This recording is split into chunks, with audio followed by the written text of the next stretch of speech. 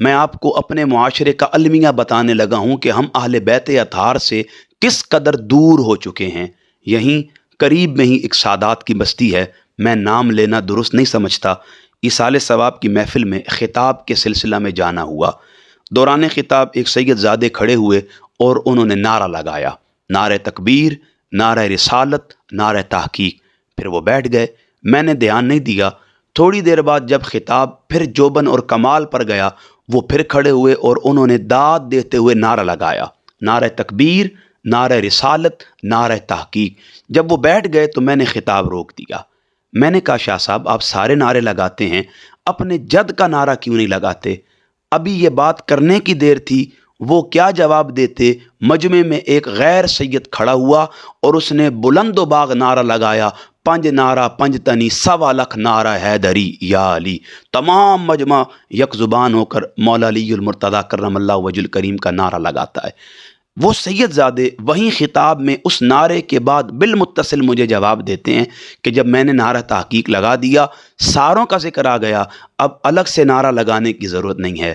میں نے کہا شاہ صاحب ناراض نہ ہوئیے گا، لیکن گزارش یہ ہے جو نعرہ آپ لگا رہے ہیں نا، یہ تو بعد میں شامل کیا گیا نعرہ ہے، جبکہ اس غیر سید جوان نے جو نعرہ لگایا ہے یہ وہ نعرہ ہے جو رسول کریم لگایا کرتے تھے، یہ وہ نعرہ ہے جو خلفائے ثلاثہ لگایا کرتے تھے، یہ وہ نعرہ ہے جو تابعین و تبع تابعین لگایا کرتے تھے، یہ وہ نعرہ ہے جو سواد اعظم کی فکر سے آج تک اور آج سے آگے قیامت تک منتقل ہوتا رہے گا، یہ وہ نعرہ ہے جو امت مسلمہ کو حمیت عطا کرتا ہے، غیرت عطا کرتا ہے، طاقت عطا کرتا ہے، کردار کا روب عطا کرتا ہے، اخلاق کا حسن عطا کرتا ہے۔ یہی وہ نعرہ ہے جو دشمن پر ہمارا روب، ہیبت اور دبدبہ قائم کرتا ہے، وہ نعرہ جو ہمارے ایمان کی علامت ہے، وہ نعرہ جو منافقت سے نکال کر اہل ایمان کی صف میں ہمیں شامل کر دیتا ہے۔ آپ وہ نعرہ نہیں لگا رہے، لہٰذا وہ نعرہ جو رسول کریم کے زمانہ سے، صحابہ کرام کے زمانہ سے، تابعین و تبع تابعین کے زمانہ سے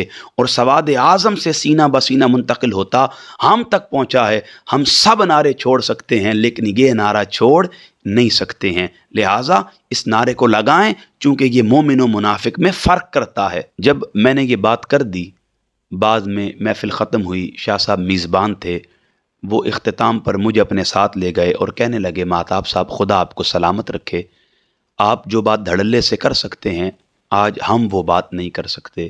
کیوں کہ لوگ ہم پر شیعہ ہونے کا فتویٰ لگا دیتے ہیں اور ہمیں مجالس سے اٹھا دیتے ہیں۔ یقین جانے یہ میرے لیے بہت دکھ کی گھڑی تھی جب وہ یہ بات کر رہے تھے، میں ان کا کرب محسوس کر رہا تھا۔ کیوں ہم نے المیہ بنا دیا ہے کہ آج سادات کرام بھی اہل بیت کا ذکر کرتے ہوئے ذرا ہچکچاہٹ محسوس کرتے ہیں کہ کہیں انہیں بھی رافضیت کے فتووں سے نہ نواز دیا جائے۔